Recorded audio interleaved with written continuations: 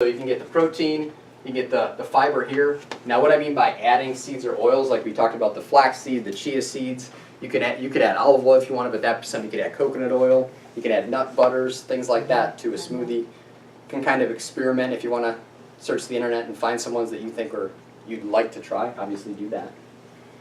Kale chips are on here. Okay. But here's an example, avocado with turkey or chicken, and even cheese like in a lettuce wrap. So if you wanted to have a different type of wrap, like your focus wasn't fat loss, but if your focus is fat loss and you want to be able to reduce those carbohydrates, you could use lettuce instead of something like a flour tortilla. Some people say, well, what about this cheese thing? So cheese, especially like the hard cheese, are lower in the milk sugars. And the thing with that is you could add, this would almost be considered more of a healthier type fat. Okay. And here, like nowadays, I mean, especially with the internet, like I have a healthy muffin option. Like you can go on and find healthy, like if you had coconut flour instead of regular flour, that's something that actually is really good for you. But it's just being, how do you implement that? And some people don't want to try stuff like that. But I mean, it's something you can give a shot and see if you like it. Excuse me. Yeah. Do you recommend nut butter instead of peanut butter? I would. Okay. So the thing is, like with peanut butter can be good. If someone has a lot of sensitivities like allergies and even to things like molds, the number one thing people can find in peanut butter is something called aflatoxin, and it's basically a mold. It's just the way the peanuts are grown. So for some people, they have an issue with that. It doesn't have. It does not everybody. I mean, like an almond butter is a better option than a peanut butter, but if you want to split it up or you like peanut butter and you want to stick with that. Make sure it's a good peanut butter if you're going to do it. My husband was doing I'm Jif addicted. and some of those other ones, I mean, they have the hydrogenated oils that you spoke of. And The so Valencia peanuts are a little bit better. They don't usually have as much of the, like, say, the pesticides and things like that, as far as the aflatoxin. But you would, if you could have a choice, you'd go almond butter. Yeah, and that's the thing. It's small changes. So if it's something, it can just be small little things. You don't have to do all of it, Yeah. you know, but just small little things that you can do. Okay. Some different breakfast ideas. You can obviously read through your house. I do want to go through this one. So like this one right here, superfood smoothie. So this is, again, starting the day. If you're trying to add in breakfast, I'm on the run. I don't want to eat a lot of stuff, a lot of solid food. So you could get a good whey protein. There you kale or spinach, berry, chia seeds, almond milk, stevia, which is a good natural sweetener. And I have Himalayan sea salt. So a good sea salt, okay, has a lot of trace minerals that can actually be good for you. Okay, so it's not something that's going to elevate your blood pressure like a salt that's stripped of all the minerals. I have a question about the Himalayan sea salt. Mhm. I bought some of that, but it wasn't ionized. And Iodized? Iodized, and that's important for thyroid. It is. This type of thing, you actually don't want that because it's going to strip away the minerals. Okay, but iodine is important. It's very important. You can get a lot of iodine. The best source of iodine is actually like, most people are going to eat this, but like kelp and seaweed and stuff like that. But with what like our food supply in general, you're going to get enough general salt in it. Yeah, you really don't when you're worried about iodine and goiter and all that stuff. You're going to be completely fine. Okay. Yeah, but that's a good point. There's other sources, green leafy vegetables and such, you can get iodine as well. Yeah, you won't have to worry about that. Good point though. But other things you can add an avocado into a smoothie, bananas, raw honey, coconut milk. Okay, again, tons of healthy fats in the coconut milk. Collagen protein. So this is where, have you heard of people making like different bone broths and such like that? So, especially like from good beef bones and such like that, you're going to get a ton of collagen. So collagen is like what makes a baby's skin real soft. So like a lot of women that want to get rid of their wrinkles, you can make like a broth, because it actually, instead of putting it on your skin, you can eat something that can help with your skin. But the other components with that, collagen is very, very beneficial to decreasing inflammation. Okay, it's good for your joints. So you got to think about if I have collagen, a lot of like glucosamine and stuff within my joints. There's a lot of collagen there as well, so it can be good for joints for people with things like arthritis. Okay. But you guys can, if you have any questions on those, let me know. This is, so this right here, so there's a website down here. So this is from the guy I was talking about, Dr. Axe, and this is just an example. Yeah, I think just this one site right here, there's like 50 different healthy breakfast options. So you could go look right there and just see. And this was one of them he had, and it actually has bacon on it. Oh, But it's just an yummy. avocado. You took out just a little bit of avocado, put in an egg, and this is actually turkey bacon on the top. So that's a healthier option that you actually baked in the oven. There you go. And the kind of bacon without the nitrates and Yeah, if you can. nitrates.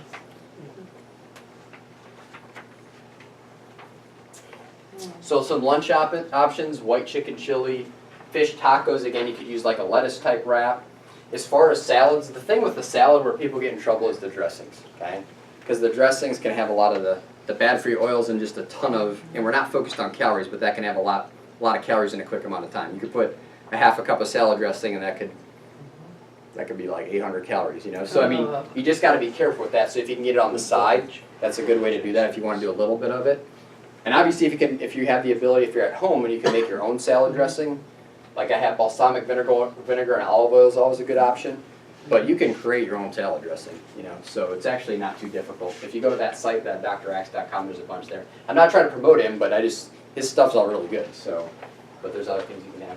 Has anybody used quinoa before? Yeah. So this is a healthier grain, okay? Again, lots of nutrients in there like selenium and lots of trace minerals, good amount of protein as well, and tons of fiber. So that's just an option. I have quinoa or brown rice, chicken with quinoa, brown rice, and vegetables, sauteed in coconut oil. So that'd be something simple, or grass-fed butter, okay? You guys know the benefit of grass-fed butter? Why that versus regular? Never even heard of it. Never heard of it? I didn't know but I could eat grass. There you go. There you go. That's what I said. 45 years I've So this one, when I use that word CLA, so conjugated linoleic acid, I said grass-fed beef has more CLA and that helps your body burn fat. So basically if a cow is eating grass, okay, and you can get the dairy from him because of what the cow ate. There's going to be more beneficial, like say omega-3s and healthier fats inside of there. So there's a brand called Kerrygold. They sell it here. Oh, I heard Kerrygold. Yeah. Another way instead of grass-fed could be it might say like pasture butter. Is another way they could Okay. state that. But it actually is very good for you. Okay, there's a lot of healthy fats. Because butter has received such a bad rap, but butter is a powerhouse food if you get the right kind. Kerrygold. Kerrygold. That's a good example. I'm writing We're it down. golden. Yeah. Only remember what you can have, not what you can't have. And just a couple, yeah, that's another thing, is a way to think about it, is what can I start to implement? You know, not focusing on what shouldn't I be doing, but try to focus on what you can. But just a couple other options: sautéed squash, grass-fed burger on lettuce wrap, stuffed peppers, kale salad with salmon. You can create your own stir fry. Again, you could use coconut oil, what vegetables as you want, put chicken in there. So it's knowing those things to be able to get creative, and then obviously if you make enough, you could have some for the next day at lunch and things like that to be able to carry over, be able to implement it into another type of dish. I'm not the best at things like that, but I'm sure some people are. Okay? Supplements. So the thing about supplements support. Okay? Yeah, bless you. Supplements support what you're doing. The foundation is what you're putting in your body as far as the food. Now these are things that can support and assist, but there's no such thing as the magic pill. Okay? So here's, like if you're looking for weight loss, these are 4 things. I'd go with these top 3 and obviously, well, the top 4.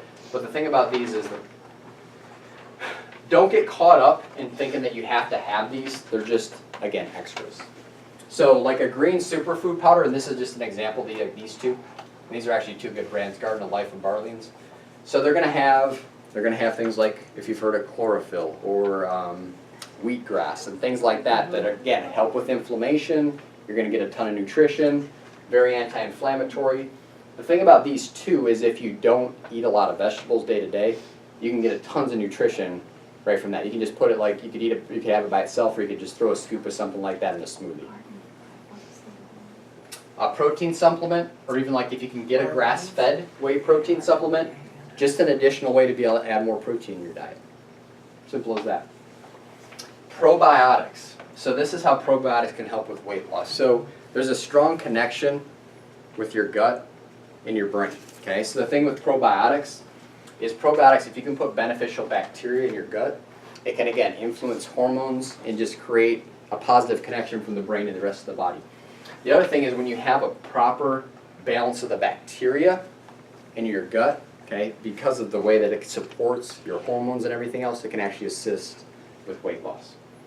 So does everybody know what a probiotic is?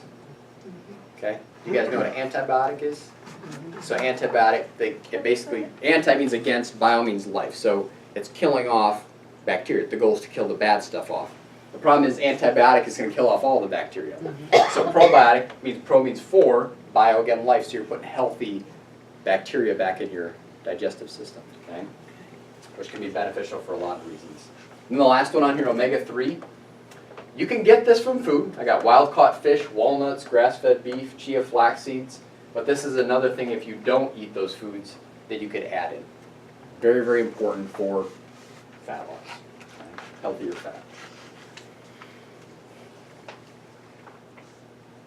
So sustainment, okay? So how do we sustain this stuff? You got to create long-term goals with your short-term goals. So if you say I want to lose 10 pounds, what are you going to do next? Okay? So I want to lose 10 pounds, and then I'm going to be able to maintain that. So what's your plan of action to be able to maintain that? So you got to look down the road with what you're setting forth. Or that's where I said even things like I want to be able to, have more mobility and be able to just walk the neighborhood every day. So you have that goal implemented long term that in order to do that, I got to keep doing what I'm doing. This is an important one. Associate with health-minded people, and those that will help you and challenge you to be better. Because if you don't, it's going to be hard. Okay. Yeah. So you got to find people that are going to support you. Just like anything in life, you probably heard that you're like the 5 people you hang around with the most. Have you guys ever heard that before? And you really are. So to be able to have those people that are health-oriented or health-minded, or at least get one person like that to continue to support you is important. Got to believe in yourself. You got to believe you can do it, because anybody can do it. But you just got to commit to yourself that you're willing to do it, and there's a bigger reason that you really want to do it, and that's to have ultimate health long-term for you and your family. Consistency, okay? This is how you be successful right here. Just doing it again and again. This is kind of the boring part, okay? Because that's where you're going to get your result. Because all the great athletes, anybody that's good at anything, they just do it again and again and again. And it can become boring, but that's where you just got to have the friends, have ways to switch it up to keep it exciting for yourself as well. Create habits and develop your routine.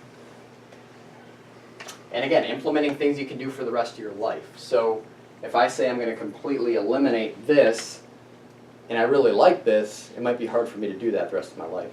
Yeah. So to try to have those things that you can implement and say, hey, I can do this long term. I can eat healthier fats, a couple times a week or every day or something like that you can commit to. Daily learning, always being willing to learn.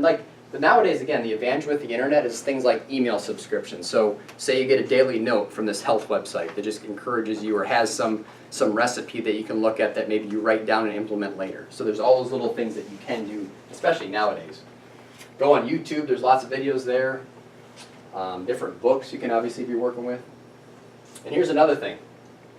The ability to say no. Okay? That's a hard one for all of us, But again, it's prioritize. This right here, you can't manage your time, but you can manage your priorities. So if you said you had a child and they have an 8 o'clock bedtime, you're probably going to try to adhere to that all the time, right? That 8 o'clock bedtime, because that's a priority. So it's being able to make the decisions for your health a priority. And it can be difficult with everything that happens in life, but you just got to try to make that commitment.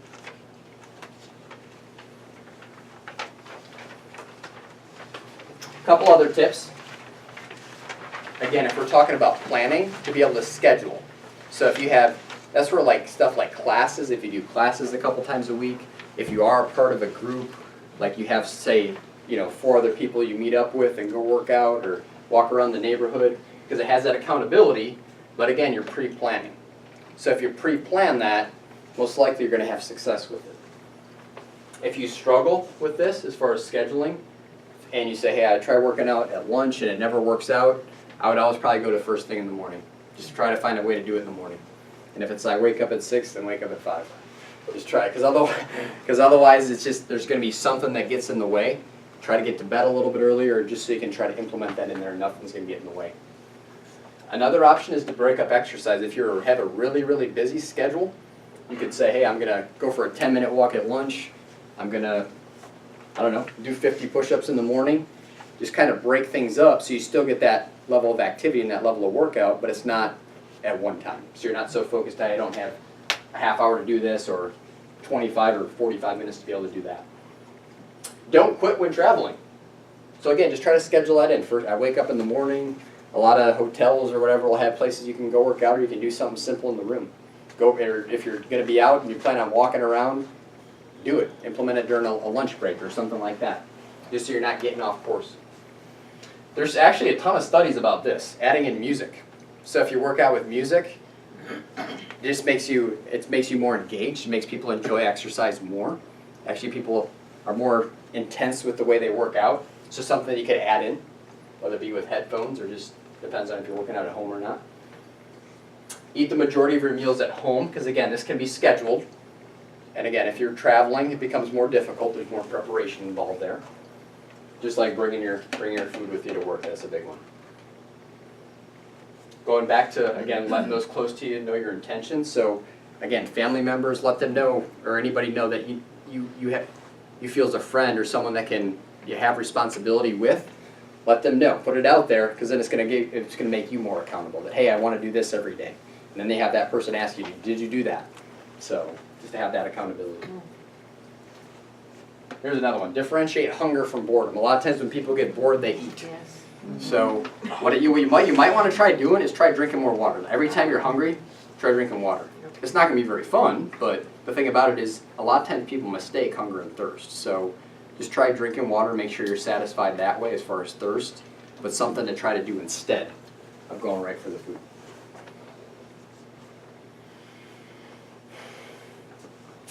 These are your 3 keys. This summarizes it all. Okay? If you do these 3 things, you'll be successful. If you prepare, if you don't allow deprivation to come in, because if you're deprived, it's not going to work, and your objective. Okay? So this one, your end result or your why you're doing what you're doing is probably the most important. Because again, if you don't have that why, when it gets hard, you're going to want to quit. So this is stuff you might want to write down. Okay? So you're creating your plan. Okay? You don't really have to write down not feeling deprived, but you don't want, like we talked about, writing the stuff that makes you stressed versus what brings you joy. Don't let too much of the stress stuff get in the way, and definitely don't feel like you're deprived. Because if you feel like you're deprived with what you're eating, it's not going to work. Because no one wants to be hungry all the time. You shouldn't be hungry all the time when you're on believe it or not, even though you're trying to lose weight. If you're getting plenty of fiber, like from vegetables and healthy fats and protein, all those things make you feel fuller longer. So if you can start implementing more of that, it's going to help with your success. Does anybody have any questions? Yes. Go for it. Is there anything, because I know that there's a difference. A lot of times I'm not hungry, Mhm. but I crave certain things, and typically it is sweet, something sweet. So is there anything that you can, I understand because I have done the water thing routine, but is there anything that you could recommend that would help to cut a craving? With sugar, you got to eat more fat. Yeah, because your body's either going to burn sugar or it's going to burn fat for fuel. So to get away from burning sugar for fuel, you have to eat more fat.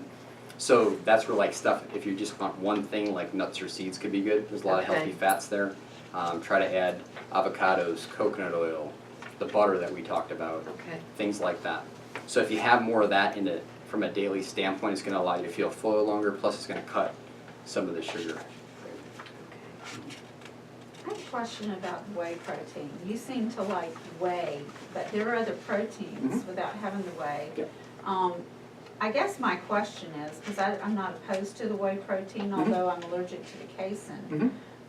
So, 2 other really good ones. Should I steer away from it, even though I sent you, the clean one, and you said, yeah, this is really one of the best. And If you want to steer away from whey, you can. I would go with, this wouldn't be for everybody, but I would go with a hemp protein or a pea protein.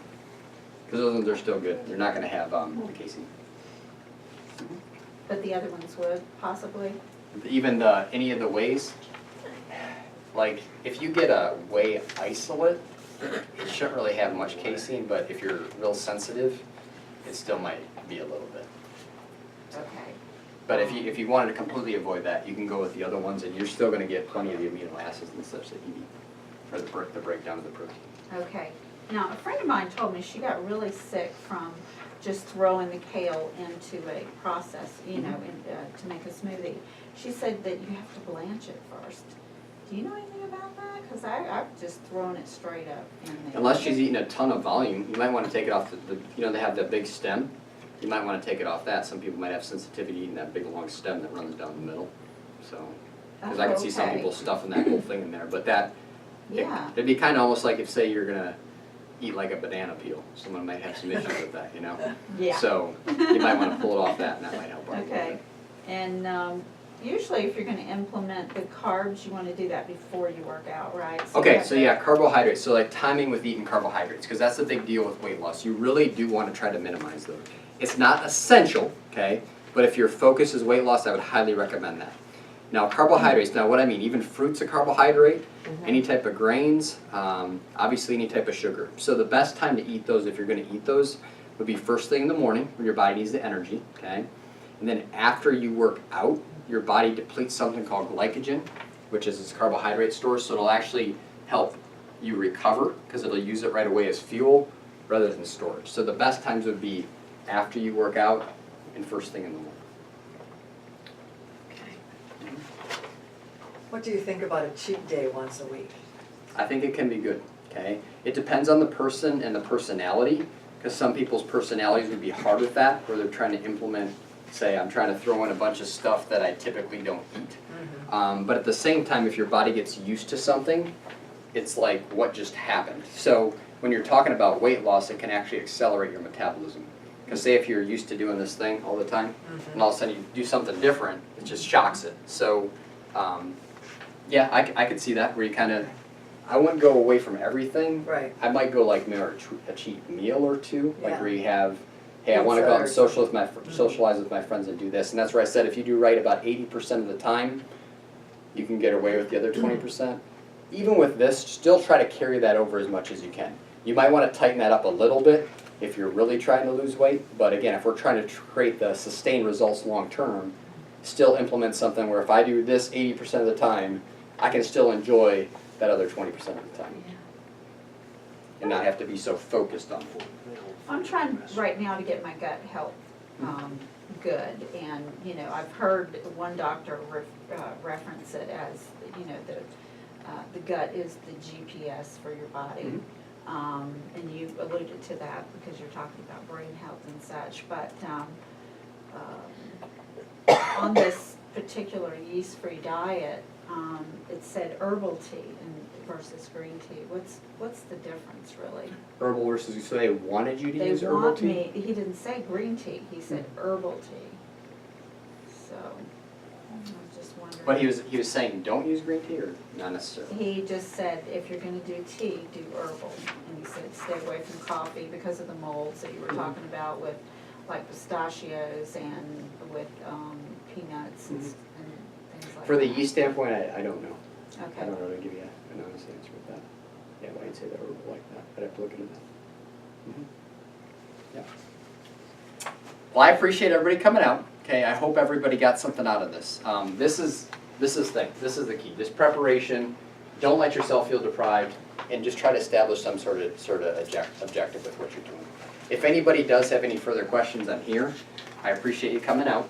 The last thing is next month, the talk we're going to be doing, because we did the first one on nutrition, the second was on nutrition, this is on weight loss. We're kind of switching it up a little bit. This is actually my favorite one of the whole year, okay? So we're going to do preventing cancer and what to do if you already have it. So this is something that cancer is a massive, massive deal in this country, okay? So everybody knows someone who has cancer, who's been through some type of cancer. So we're going to talk about some steps that you can implement to either prevent it, or some action steps you can take to if you already have it, okay? So this is going to be a one that I'd highly recommend. It's going to be my favorite one of the whole year. Okay. Great. But also you can check us out. We're doing stuff on Facebook and YouTube. It's just Frisch Family Chiropractic. We're putting these videos on there. We're putting other clips as well. You guys got a little piece of paper from Amelia, okay? If you have any other questions that you want answered that you didn't ask here, you can write down your question on there. There's a little bowl up front. You can just put it in the bowl, and we'll try to answer those on, what we're gonna do is we're gonna answer little videos and put them on YouTube and Facebook, so you can go look there. All right? Thank you so Yes. much. Thank you. Absolutely. Great, thank you.